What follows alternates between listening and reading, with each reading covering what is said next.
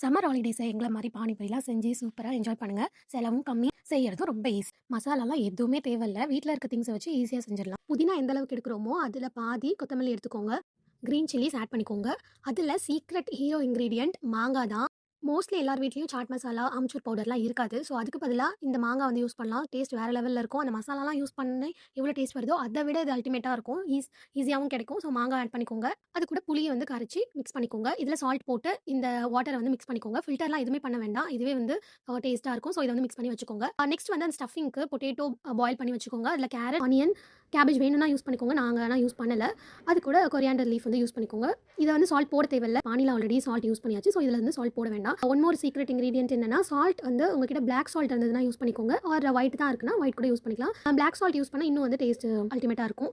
ஈஸியாக 10 மினிட்ஸில் செஞ்சிடலாம். ரொம்ப சிம்பிள். டேஸ்ட்டும் வேறு லெவலில் இருக்கும். ஷாப்பில் சாப்பிட்ற மாதிரியே இருக்கும். ஒரு வாட்டி செஞ்சு ட்ரை பண்ணுங்கள். மறக்காமல் சரஸ்குடி சேனலை சப்ஸ்கிரைப் பண்ணுங்கள்.